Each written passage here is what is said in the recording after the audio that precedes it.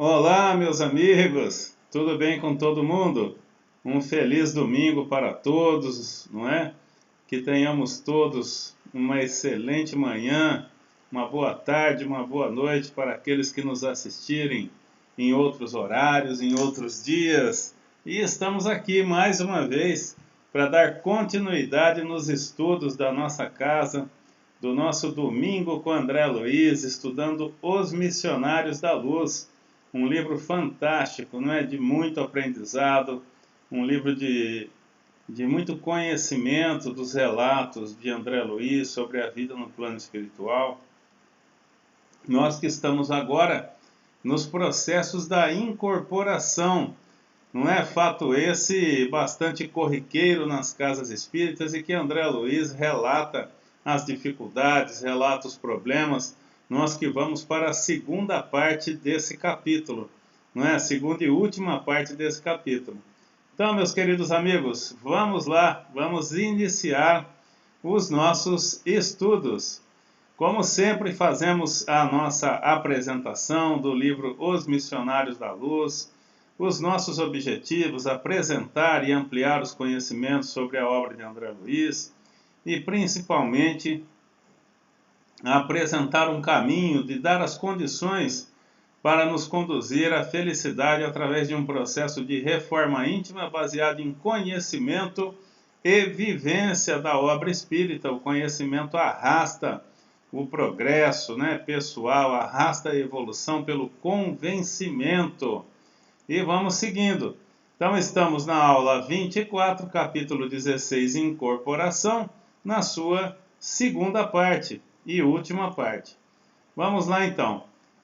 Meus amigos, enquanto eu ajeito aqui o slide, importante, não é, meus amigos, que a gente recapitule um pouquinho, porque André, né, como de costume, ele se encontra associados a espíritos experientes nos processos de aprendizado no plano espiritual. Então, ele que viu o fracasso, né, na sua última experiência, ele viu aquele fracasso do processo reencarnatório. Ele viu o sucesso na figura de Segismundo, na reencarnação de Segismundo, com toda a espiritualidade ajudando, com os pais ajudando e tudo, não é? E foi tudo bem, Segismundo nasceu, apesar de ter uma reencarnação anterior bastante complexa, né, bastante comprometedora. Depois ele foi aprender um fracasso, não é? O Alexandre recomendou que, olha, ele viu uma reencarnação de sucesso, agora seria interessante ele assistir uma complicada, e ele foi ver o fracasso daquela nossa irmãzinha que não tinha regramento, que tinha uma vida desregrada e que acabou levando, não é, a morte do feto na sua barriga pelo seu descontrole. E agora ele está verificando as dificuldades, os trâmites da espiritualidade em promover o processo de incorporação na casa espírita. E ele vê o trabalho novamente grande da espiritualidade na preparação, né, do trabalho, na preparação do médium, na preparação do espírito comunicante, daquele que irá se comunicar, e esse, vocês se lembram, é um caso especial, é o caso de um trabalhador da própria casa espírita, não é, desencarnado, ainda se recuperando do desencarne, ele está num posto de socorro da espiritualidade, não é, num local que não era nenhum paraíso, vamos dizer assim, era um posto de socorro numa zona do umbral, e ele se recuperava, acolhido sim que estava, e consciente já tudo da sua situação, e os companheiros da casa espírita, não é? Como é comum, seria fácil de entender, fizeram um pedido nessas sessões de contato com a espiritualidade, para que aquele trabalhador que desencarnou pudesse se comunicar como uma forma de experiência, de vivência. E a gente tem que observar que o Alexandre, a princípio, ele é contrário. Quando o trabalhador vem solicitar a ele, o trabalhador desencarnado que acompanha a casa espírita, vem solicitar ao Alexandre, que é uma espécie de supervisor, vamos dizer assim, daquela região, dos trabalhos que acontecem lá, ele pede, ele explica a situação e pede, ele fala: Alexandre, né, os trabalhadores estão solicitando, tal, eu acho justo, não é? E o Alexandre dá meio que um pé contrário, porque ele fala assim: olha, tudo bem, eu entendo a intenção, entendo a sua intenção, só que eu vejo que nem o trabalhador nem a casa estão devidamente preparados. Os trabalhadores da casa não têm o perfil, vamos dizer assim, ideal para que essa comunicação ocorra com proveito, porque eles desconfiam, eles não têm a crença plena, eles julgam que as comunicações, a maior parte, é o médium falando, né? Então o Alexandre alerta, mas o trabalhador insiste que seria bom, mesmo que por título de experiência, que eles são trabalhadores, que eles são dedicados, e o Alexandre consente e se encarrega ele próprio do processo, né? Ele vai ajudar. E nessa, o André Luiz segue junto para o seu aprendizado. Então, nesse momento do nosso estudo, eles estão na casa da médium, que vai receber o nosso irmão. O Alexandre já foi até onde se encontra esse irmão que irá dar a comunicação, já conversou com ele. Levaram esse irmãozinho à casa da médium, que vai recebê-lo na reunião espírita de logo mais, para realizar a primeira aproximação fluídica dos dois, para já começar a interação fluídica dos dois, não é? Do médium e do espírito que irá se comunicar. Quanto mais isso for feito anteriormente, mais fácil fica na hora da comunicação. E nesse caso em particular, o espírito que irá se comunicar era bem conhecido da médium, né? Porque trabalhavam juntos na mesma casa espírita. O espírito que iria se comunicar como doutrinador e a médium como uma médium psicofônica. Então, aqui o último trecho, vamos agora aqui, olha, e tem um detalhe, não é? Que a gente não pode deixar de esquecer para o contexto dessa segunda parte. A médium vive problemas na sua casa, não é? Apesar dela ser dedicada, dela procurar a disciplina da sua alimentação, da sua vida, né? Dos seus gestos, do seu comportamento no dia dos trabalhos, ela tem um companheiro que é bastante incompreensivo, não é? É um companheiro, inclusive, vamos dizer assim, bruto, né? Ele é uma pessoa que não a ajuda nesse sentido. Então ele exige dela, ele maltrata, chegando quase às vias de agredi-la. Agride com palavras, é bruto. Então, no dia do trabalho, ele mesmo chegou a negar a ida dela ao trabalho, o que iria prejudicar toda a intenção, né, da espiritualidade. Aí a espiritualidade providenciou a presença de uma tia do marido, uma visita, né, foi induzida a visitar, e a tia ajeitou a situação com o marido, não é? Então vamos aqui ao último trechinho para a gente lembrar, e logo a gente segue nesse capítulo extremamente interessante. Então, olha lá, aqui eles já, né, conversam, ele já está explicando, o André Luiz, a questão do companheiro. Eles estão nas vias, né? Explicaram já a condição do companheiro, de uma pessoa que não ajuda, não é? E agora eles estão conversando sobre, ele está explicando, né? Olha lá, a dona da casa termina a tarefa para aprontar o jantar humilde. O companheiro, olha agora aqui embaixo, olha. O companheiro que preparava o trabalho recomendou ao amigo desencarnado falasse. Agora eles já estão na aproximação dos dois, naquilo que eu falei, né? Já estão se preparando, já aproximando o desencarnado da médium para que haja um perfeito acoplamento fluídico. Então o André vai descrevendo. O companheiro que preparava o trabalho, um dos trabalhadores desencarnados, recomendou ao amigo desencarnado falasse a Dona Otávia com todas as suas palavras e energias mentais, organizando o ambiente favorável para o serviço da noite. Dionísio, que é o espírito comunicante, começou a falar-lhe de suas necessidades espirituais, comentando a esperança, me perdoe, de fazer-se sentir junto da família terrena e dos antigos colegas de aprendizado espiritualista. Notando eu que a médium lhe registrava a presença, olha que interessante, a médium registrava a presença e a linguagem em forma de figuração e lembrança. Então, a médium não ouviu Euclides claramente, como a gente ouviria alguém encarnado falando. Mas a médium sentiu sua presença e sabia que era ele. Então, quer dizer, obviamente, os órgãos do sentido perispirituais da médium detectaram, não é, a presença, identificaram o espírito, só que a médium consciente, ela não registra plenamente a fala, mas tem a certeza que ele está ali, está se comunicando com ela, e pela vivência dela no trabalho, sabe que ele irá se comunicar com ela pela noite.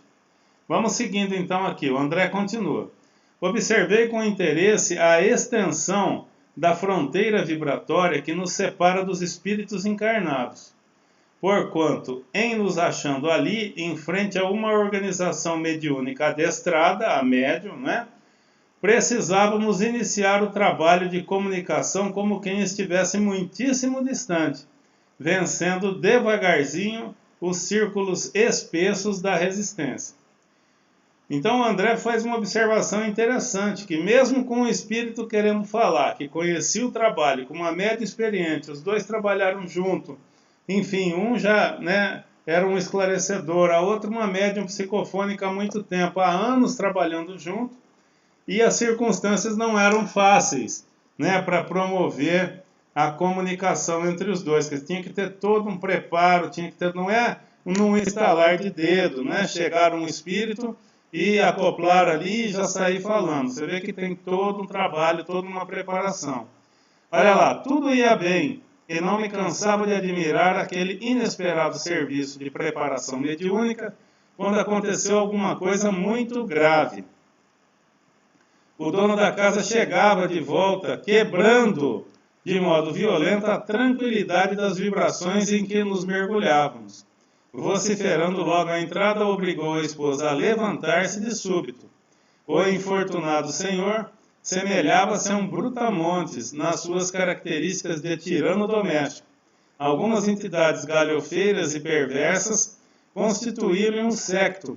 Dona Otávia serviu o jantar, fazendo prodígios no campo da paciência evangélica. Fim da refeição muito simples.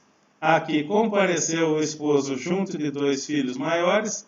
A nobre senhora falou ao marido em particular. A senhora então falou para eu como fala, né, o meu filho, dei um spoiler aqui para vocês, porque é óbvio que eu já preparei a aula, e eu adiantei um pouco o expediente ao falar da tia que isso vai acontecer agora, me perdoem, mas vamos seguindo. Então a senhora Otávia fala, Leonardo, como você sabe, irei hoje à reunião saindo antes das 8. Aí o marido, que já entrou acompanhado de entidades galhofeiras, quer dizer, entidades não evoluídas, então, quer dizer, o marido sintonizava com entidades que não eram as mesmas que acompanhavam a esposa. Quer dizer, o marido acompanhado de entidades galhofeiras e a esposa preocupada com o trabalho mediúnico, se preparando. Vejam a diferença vibracional do casal. E ele chega influenciado por essas entidades, nervoso, apesar de todo o carinho da esposa preparando o jantar, e agora ele vai se manifestar. Então o marido Leonardo fala que a senhora hoje não pode sair, nada de sessões, hoje não. Então, sem nenhuma razão, não é plausível, ele se opõe de forma enérgica com a esposa. Vamos ver então o que acontece. Aí o Euclides fala, né? Já previa a ocorrência e pedi uma de nossas irmãs, o Euclides, que é o trabalhador, né, que está preparando isso tudo para que isso dê certo. O encarregado do Alexandre para que isso aconteça, como a gente viu na aula anterior. E aqui vem o spoiler que eu já dei, não é? Agora é que chega a tia. Então, o Euclides fala, já previa a ocorrência, quer dizer, ele já conhece a família, né? Ele cuida da casa espírita, ele toma conta da casa espírita, ele é um trabalhador da casa espírita, então ele conhece os trabalhadores e seus problemas. Então ele já sabia do problema do marido dessa médium. E como era importante esse evento, como ele tinha solicitado ao Alexandre e tudo, ele se preveniu contra esse problema que era o marido chegar alterado e proibir ela de ir ao trabalho. Então o que ele faz? Já previa a ocorrência e pedia a uma das nossas irmãs trouxesse até aqui uma tia. Que irmã que é essa que ele se refere? Uma trabalhadora desencarnada da casa espírita, não é? Então uma trabalhadora desencarnada da casa espírita, a pedido do Euclides, influencia essa tia para que ela venha naquele momento até a casa, né, do casal em questão aqui, para remediar a situação, caso o marido fosse contrário à ida da esposa. Então pedi que uma de nossas irmãs trouxesse até aqui uma tia do barulhento Leonardo, que intercederá a favor de nossos desejos. Não devem tardar, trata-se de pessoa a que se renderá sem esforço. Vamos ver. Aí o André vai descrevendo. Ouviram-se palmas à porta. Leonardo foi atender, o marido, né? E em breves minutos uma entidade desencarnada muito simpática penetrava o interior, acompanhando uma velha senhora de semblante acolhedor e risonho, a tia. E a senhora que entra primeiro era a desencarnada que influenciou a tia. A cooperadora de Euclides, né, veio até nós cumprimentando de sorridente. Profundamente surpreendido, em face de tantos trabalhos para a organização de pequeno serviço consolador, fiz-me atento à conversação que se desdobrou entre os encarnados. O André continua impressionado com a quantidade de serviço, né, da espiritualidade necessário, por exemplo, para uma comunicação na casa espírita. Aí a tia fala assim, olha, ainda bem que a luta do dia terminou. Vim até aqui para irmos juntas. Aí o André, né, observa. Otávia procurou esconder sua mágoa, a esposa, né? Sorriu com esforço e respondeu. Ora, minha boa Georgina, que era a tia, hoje não posso. Leonardo está indisposto e pretende recolher-se mais cedo. A tia já conhecia a situação e fala, já sei. Você, Otávio, tem um compromisso e não pode faltar. Aí o André vai descrevendo. Em seguida levantou-se, tocou os ombros do sobrinho, ela era a tia do marido, né? Que se derramara no divã, que estava deitado, e falou-lhe com franqueza. Vamos lá então.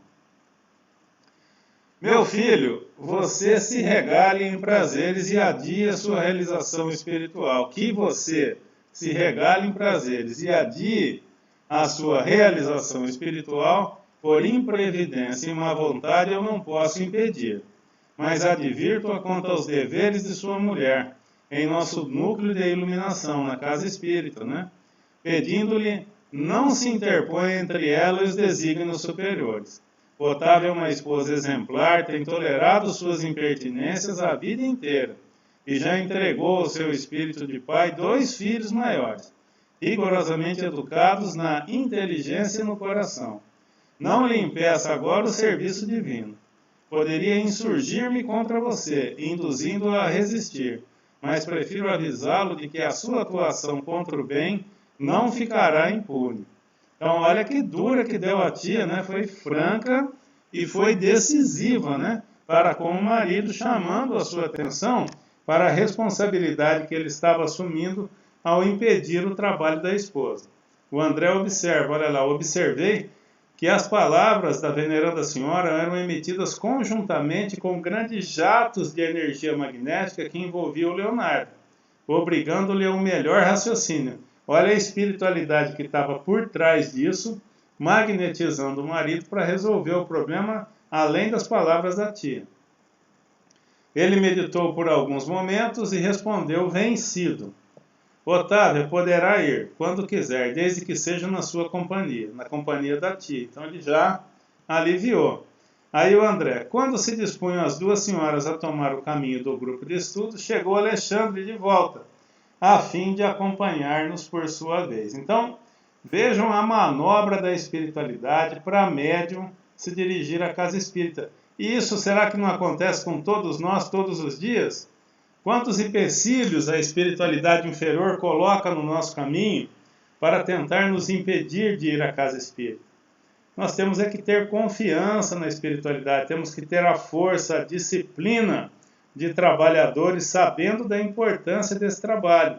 Então, é pedir, né, a ajuda da espiritualidade, que eles estarão sempre do nosso lado e não esmorecer ao primeiro obstáculo, não é? Nem a senhora, né, a própria senhora, a própria médium, nesse caso, esmoreceu. Ela não foi de encontro ao marido, temerosa que estava, mas a espiritualidade, ela gostaria muito de ir ao trabalho, mas ela não contrapôs o marido, né? Ela não, vamos dizer assim, ela não entrou numa disputa com o marido. A tia intuída, né, com a espiritualidade magnetizando o marido, quer dizer, fazendo com que aquelas palavras atuassem, né, de forma decisiva no marido, pôs o marido a pensar e ele acabou mudando de posição. Então o Alexandre chega, vamos ver o que acontece. O André segue descrevendo. Atingimos o vasto salão daquela oficina, já estão chegando na casa espírita, não é? Daquela oficina de espiritualidade, quando faltava precisamente 1/4 para as 20 horas. A reunião começava às 8, eles chegaram 15 para as 8. Como sempre, os trabalhadores de nosso plano eram numerosíssimos nos múltiplos trabalhos de assistência, preparação e vigilância. Enquanto alguns amigos ansiosos e a família do comunicante, constituída de esposa e filhos, aguardavam a palavra de Dionísio, muito grande era o nosso esforço para melhorar a posição receptiva de Otávio, porque ela tinha passado todo esse nervoso, aquele mal-estar que a gente descreveu no capítulo anterior, né? Ela estava passando mal do fígado, a espiritualidade remediou isso com energia, com amparo, mas eles ainda estavam lidando com a médium, né, para que ela ficasse em condições boas, né, para o intento. E vejam que interessante, esse é um caso especial, né, de uma reunião de psicografia. Nós, por exemplo, em nossa casa, nunca fizemos isso, quer dizer, invocarmos, pedirmos a espiritualidade para que determinado espírito se manifestasse. E a espiritualidade ter confirmado que em tal dia e tal hora aquele espírito iria se comunicar. Mas a gente vê que é possível, segundo o relato de André Luiz, não é? Então vamos lá, seguindo aqui. A família do comunicante, então estavam preparando, né, a Otávia de maneira adequada. Alexandre, como de outras vezes, esmerava-se em ministrar o exemplo da cooperação sadia. Determinou que alguns colaboradores dos nossos auxiliassem o sistema endócrino de maneira geral e proporcionassem ao fígado melhores recursos para a normalização imediata de suas funções, estabelecendo-se determinado equilíbrio para o estômago e intestinos, em virtude das necessidades do momento, para que o aparelho mediúnico funcionasse com a possível harmonia. Às 20 horas, reunida a pequena assembleia dos irmãos encarnados, foi iniciado o serviço com a prece comovedora do companheiro que dirigia a casa. Valendo-se do concurso magnético que lhe for oferecido, a médium sentia-se francamente mais forte. Quantas vezes, não é? Quantos relatos que eu particularmente já ouvi e que a gente ouve na casa espírita com frequência, de que médiums que tinham dores, que tinham problemas, né?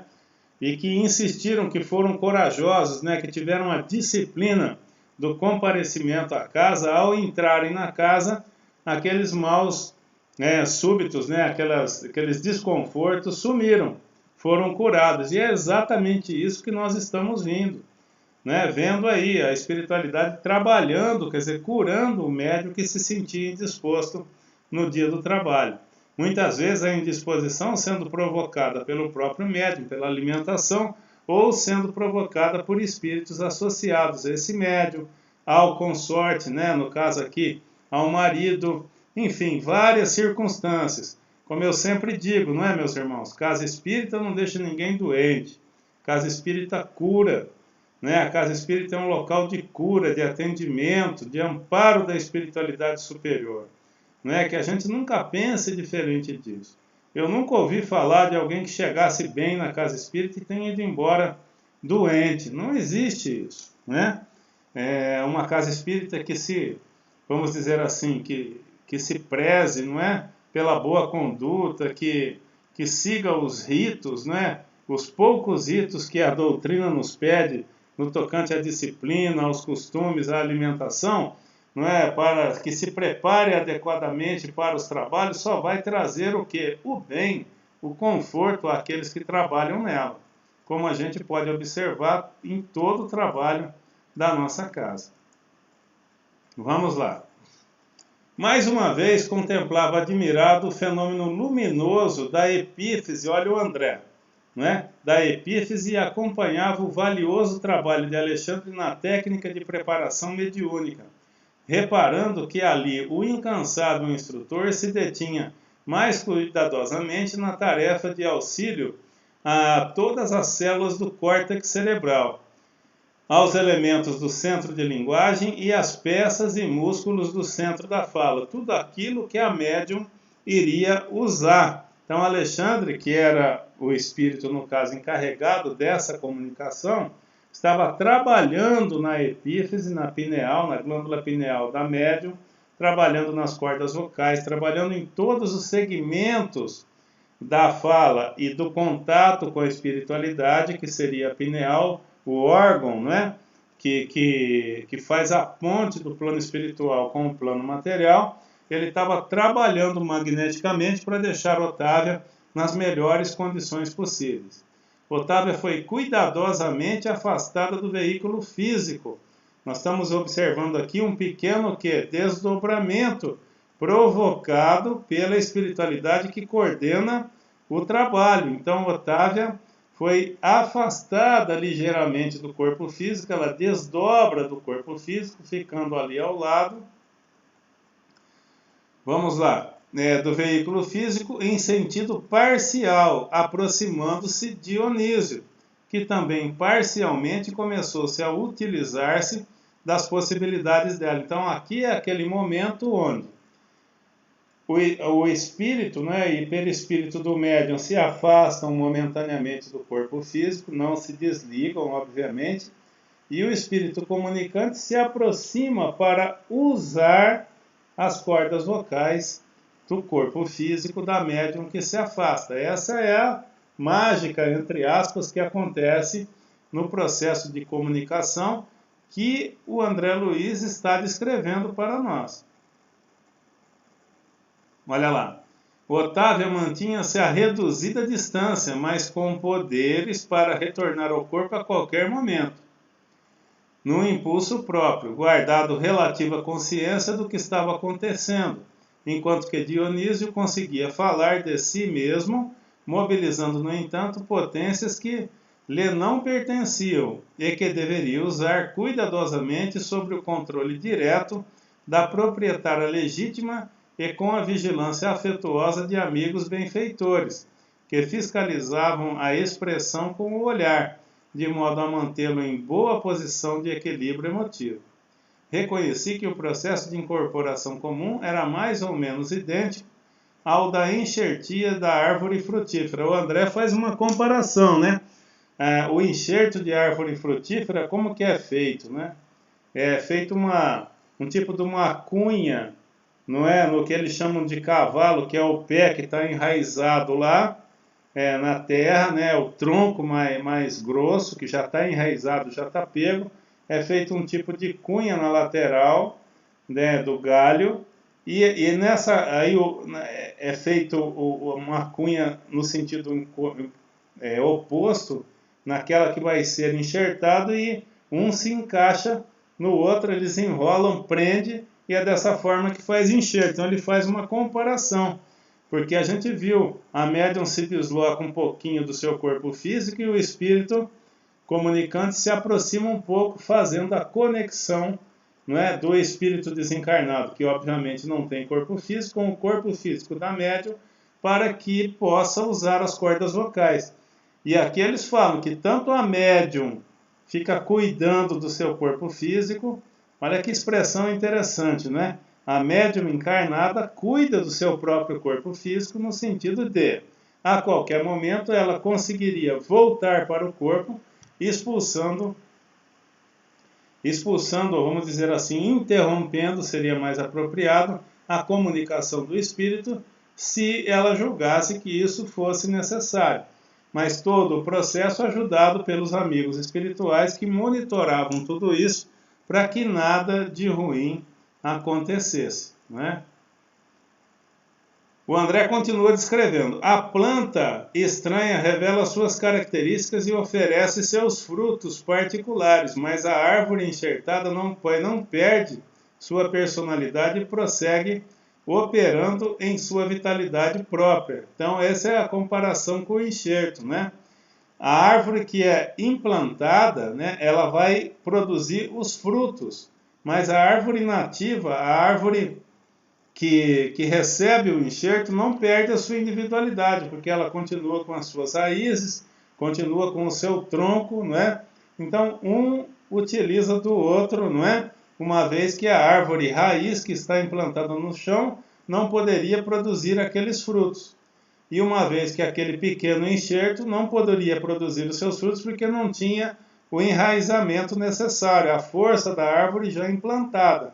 Então, um usa o outro, né? O espírito comunicante não poderia se comunicar com o plano material, porque não possui os órgãos físicos, a garganta, a glote, as cordas vocais, e a médium, por seu turno,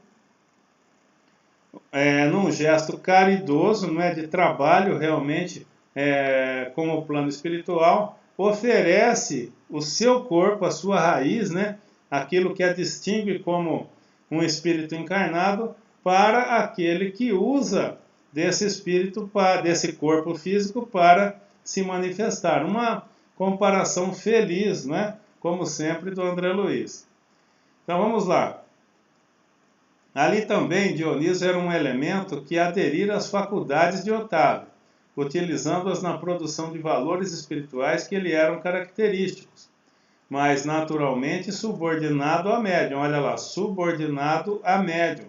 A médium sempre no controle do seu corpo, sem cujo crescimento mental, fortaleza e receptividade não poderiam o comunicante revelar os caracteres de si mesmo perante os assistentes. Então, para tornar a manifestação mais fidedigna, não é? A médium se afasta do corpo, deixando que o espírito comunicante se manifeste de forma integral. Não assim, a médium nesse caso, ela não estava ouvindo e reproduzindo. Ele estava usando, a comunicação direta, né? Quando o espírito usa diretamente as cordas vocais. A médium não estava interpretando aquilo que ela ouvia do espírito. Ele estava usando diretamente as cordas vocais para se expressar da forma dele, para que as pessoas pudessem reconhecê-lo. Por isso mesmo, logicamente, não era possível isolar por completo a influenciação de Otávio. Vigilante, claro, ela estava cuidando ali.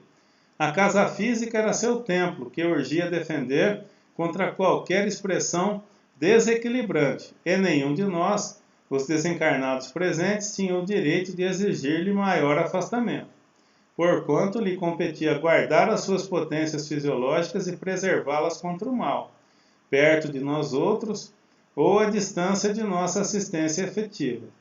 A nossa atmosfera de harmonia, porém, não conseguia sossegar a perturbadora expectativa dos companheiros encarnados. Entre nós prevalecia um controle, a disciplina e o autodomínio. Entre eles sopravam o desequilíbrio e a inquietação. Então, esses eram os problemas que Alexandre levantou lá atrás. O grupo não era um grupo maduro ainda, né? Tanto que a parte espiritual se desdobrando e a parte encarnada toda ansiosa, né? A família estava ali, os médiuns todos curiosos, quer dizer, o plano material não estava se comportando bem, não estava ajudando para a manutenção de uma boa faixa vibratória, a fim de que as coisas acontecessem de uma maneira mais suave, mais fluida, vamos dizer assim. Continuemos. André, exigiam um Dionísio, né? Falando dos encarnados, exigiam um Dionísio, homem pela boca de Otávio. Mas nosso plano lhes impunha um Dionísio, espírito, pelas expressões da médium. Quer dizer, tem essa diferença, né? Apesar de ele ter sido um trabalhador daquela casa, ele já não era o mesmo Dionísio, né? Ele era um outro Dionísio, agora desencarnado. E as pessoas têm que lembrar disso, têm que se preservar, têm que manter a faixa vibratória nas condições melhores para ajudar, né? Então, mas nosso plano lhes impunha um Dionísio, espírito, pelas expressões da médium. Não dá para acontecer tudo, a voz é da médium, né? Um trejeito ou outro, o espírito consegue imprimir. Vamos vendo aqui. A família humana aguardava o pai emocionado e ainda submetido a paixões menos construtivas, mas auxiliávamos o irmão para que sua alma se mantivesse calma e enobrecida, em benefício dos próprios familiares terrestres. Olhem que trecho interessante, né? A pessoa era um médium, trabalhador da casa, né, experiente, ele já desencarna e já não prossegue para uma região, vamos dizer assim, de muita luz. Ele fica num posto intermediário entre a cidade espiritual e a crosta.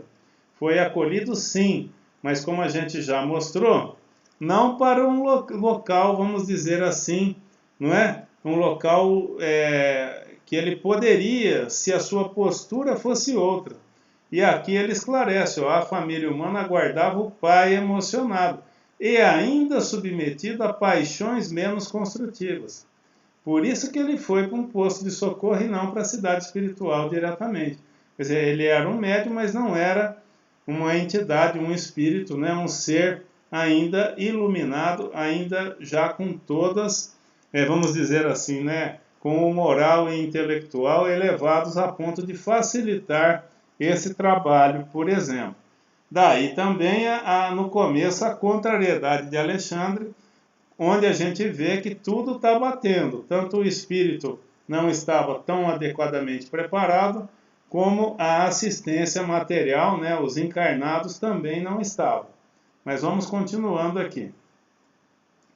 Falava, o nosso amigo já estava falando pela médium, falava o comunicante sobre forte emotividade, mas Alexandre e Euclides, ocupando-se respectivamente dele e da intermediária, fiscalizavam-lhe as atitudes e palavras. Olha, era necessário isso, tal o desconforto do comunicante, o descontrole do comunicante, né?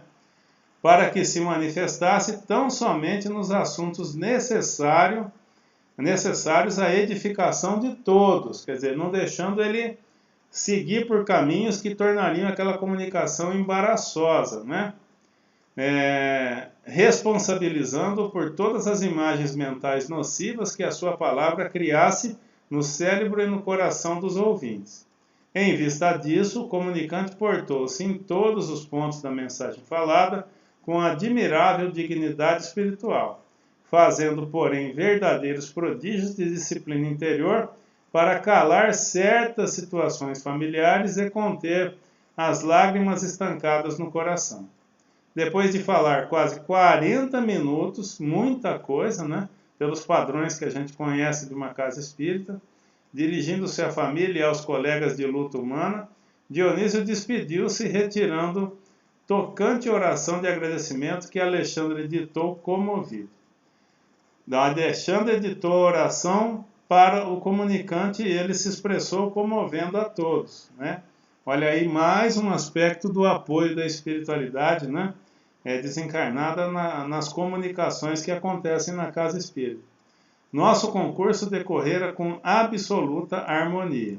Vamos ver os bastidores agora disso. O manifestante ofereceu os possíveis elementos de identificação pessoal, André descrevendo, né? Então o comunicante, com certeza, falou coisas que o identificariam, né, para aqueles que ouviam.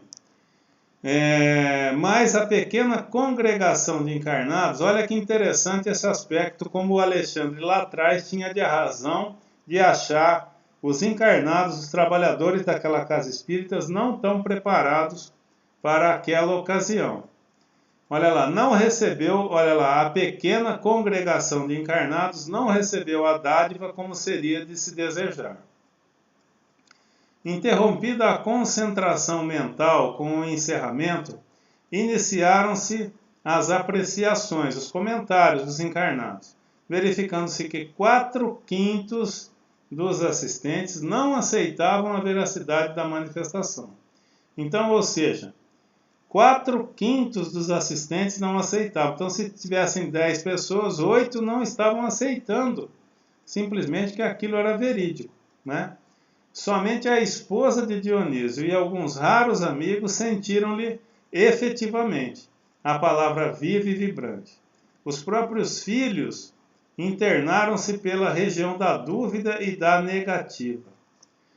Interpelado por um dos companheiros, expressou-se o mais velho, filho mais velho.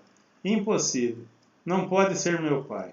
Se fosse ele o comunicante, teria naturalmente comentado nossa difícil situação em família.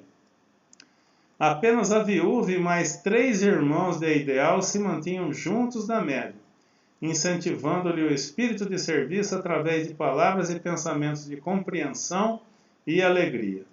Noutro recanto do salão, comentava-se o mesmo assunto discretamente. Não acredito na veracidade da manifestação, afirmava em voz baixa uma senhora relativamente moça, dirigindo-se ao marido e às amigas. Afinal de contas, a comunicação primou pela banalidade. Nada de novo. Para mim, as palavras de Otávia procederam dela mesma. Quer dizer, os próprios trabalhadores achando que a médium tinha simulado, tinha, vamos dizer assim, uma espécie de simulação, tinha se comportado de maneira a produzir as palavras, não acreditando que elas viessem do espírito manifestante, do Dionísio. E a gente viu, a gente viu tanto trabalho da espiritualidade, tanto preparo, e aí a gente vê a importância do espírito superior nas nossas casas, Vejam que Alexandre acertou precisamente, quando ele desrecomendou, quando do pedido inicial, porque ele frisa isso, Quer dizer, trabalhadores não preparados para uma ocasião dessa, Trazer a família que ainda estava sofrendo, trazer o próprio comunicante ainda não recuperado, ainda não estabilizado. Alexandre falou, talvez seja prematuro, esse acontecimento. E a gente vai vendo que o efeito vai mais ou menos de encontro àquilo que Alexandre previu. Mas vamos seguindo. Não senti qualquer sinal concludente com respeito à possível presença de nosso velho amigo. Outra pessoa falando. Seria muito desinteressante a esfera dos desencarnados se apenas proporcionasse ao que nos precedem as frivolidades que o suposto Dionísio nos trouxe. Então eles julgaram, alguns julgaram que a comunicação foi muito frívola, quer dizer, foi muito assim, sem profundidade, por isso não acharam que era o Dionísio, E a gente aqui vai vendo como é importante isso, Quer dizer, o espírito comunicante, quando é dele esperado uma comunicação enfática, uma comunicação diferente, um trabalhador da casa, só que eles esquecem, que ali estava se manifestando a pessoa Euclides, desprovida do corpo, quer dizer, ansioso, um espírito que no desencarne já não vai para uma região tão boa, quer dizer, com compromissos. Eles esperavam o que? Um Chico Xavier se expressando ali, que não era a realidade do comunicante. Olha lá, talvez tenha havido alguma perturbação, disse o esposo da mesma senhora. O grupo olha lá, chegou ao ponto do grupo, olha lá, o grupo abafava o riso franco. Nunca experimentei tanta decepção, isso nas palavras do André, como nesses instantes em que examinava o processo de incorporação mediúnica. Ninguém ali ponderava as dificuldades com que Euclides, o bom cooperador espiritual, fora defrontado para trazer a casa o conforto daquela noite. Quer dizer, o André meio que né, bravo ali com a situação, né, porque o Euclides batalhou, ele atendeu o pedido do grupo, ele foi até o Alexandre, pediu, o Alexandre negou, ele insistiu com o Alexandre, assumiu a responsabilidade daquilo, né, e conseguiu promover, e agora aquele grupo ao qual ele pretendia dar esse presente, esse verdadeiro presente, né, que era essa comunicação de um trabalhador da casa, né, age dessa maneira, não é uma maneira inconsequente, leviana ali. Os companheiros encarnados sentiam-se absolutamente credores de tudo. Os benfeitores espirituais, na apreciação dos presentes, não passariam de meros servidores dos seus caprichos, a voltarem do além-túmulo tão somente para atender-lhes o gosto de novidades. Com raríssimas exceções, ninguém pensou em consolo, em edificação, em aproveitamento da experiência obtida. Ao invés do agradecimento, da observação edificante, cultivava-se a desconfiança e a maledicência. Alexandre percebeu que Euclides acompanhava a cena com justificado desapontamento, agravado pelas advertências da véspera. Aí, é claro, o Euclides era um trabalhador da casa espírita, um companheiro de trabalho de Alexandre, ficou o quê? Decepcionado, ficou entristecido, porque ele que pediu para o Alexandre, né? Ele que insistiu com o Alexandre. E aí, como sempre, não é? O espírito evoluído, o espírito superior, socorre o amigo. Aí o Alexandre fala, né, para o Euclides, não se admire, né, fala no caso aqui para o André, comentando a tristeza do Euclides. Nossos irmãos encarnados padecem complicadas limitações. Além disto, como você observa, a maioria tem o cérebro hipertrofiado e o coração reduzido. Quer dizer, pessoas que se dedicam mais ao intelecto do que ao moral. Nossos amigos da crosta comumente criticam em demasia e sentem muito pouco. Estimam a compreensão alheia. Todavia, raramente se dispõem a compreender os outros. Mas o trabalho é uma concessão do Senhor, e devemos confiar na providência do Pai, trabalhando sempre para o melhor. Vamos! Aí o Alexandre, né, comenta com o André, acho que até para não constranger, né, o nosso amigo lá, o Euclides, e ele fala, ele explica, olha, infelizmente esse grupo dessa casa espírita está muito mais voltado à experiência do que à real compreensão do que está acontecendo ali, né? Quer dizer, por isso que no começo eu achei até estranho, não é? Quando eu li pela primeira vez, eu falei, nossa, nós nunca pensamos, né, na nossa casa, eu nunca tive notícia da gente pedir um negócio desse, né? Quantos trabalhadores lá da nossa casinha, né, e de outras casas espíritas, de tantos que nos acompanham, que já desencarnaram, né? Eu não sei se isso é comum ou não, mas na nossa casa em particular, e que eu tenha notícia, isso é muito pouco comum. Então a gente vê que esse tipo de coisa, a não ser, né, por uma circunstância bastante especial, ela não chega a ser interessante, né? A gente tem que ter a fé, né? Tem que ter a fé pelo estudo, pela dedicação, reconhecendo o trabalho abnegado desses irmãos queridos, que a gente sabe que tanto se dedicam para que tudo dê certo na casa espírita. Então, uma atitude infantil, vamos dizer assim, daqueles trabalhadores daquela casa espírita em evidência. Aí o André comenta, ao nos afastarmos, rente à porta, um cavalheiro dizia ao diretor do serviço, ao dirigente da casa, Senhor, né, o Senhor falava, todos nós temos o direito de duvidar. Não ouvi a resposta do interlocutor encarnado. O Alexandre completa. Quase todas as pessoas terrestres que se velam da nossa cooperação se sentem no direito de duvidar. É muito raro surgir um companheiro que se sinta com o dever de ajudar. Você vê que o Alexandre ele dá uma segurada boa aí, ele faz uma recomendação forte, né? Recomendação não, ele dá ênfase a essa questão, né? A dúvida no sentido assim, né? A casa espírita, não é? Ela tem, o dirigente espírita, ele tem por obrigação, não é a dúvida no sentido, não é essa dúvida no sentido assim de estar duvidando, a gente tem que confiar na espiritualidade, confiar nos nossos instintos, nós temos que ficar o quê? vigilantes, não é? Nós temos que estar sempre vigilantes na casa espírita para os processos de animismo, para os processos de influenciação que acontecem com determinados médiuns, não é? Mas num caso desse, obviamente a gente não está aqui julgando, porque seria impróprio julgar, né? O próprio André se surpreende, o Euclides fica chateado, o Alexandre faz esse tipo de observação. Então, esse tipo de observação do Alexandre é que nos leva a entender realmente a pouca maturidade dos trabalhadores. É muito diferente a gente estar atento, vigilante, que é uma obrigação do dirigente da casa espírita, do que a gente estar duvidando o tempo todo das mensagens, que não nos cabe.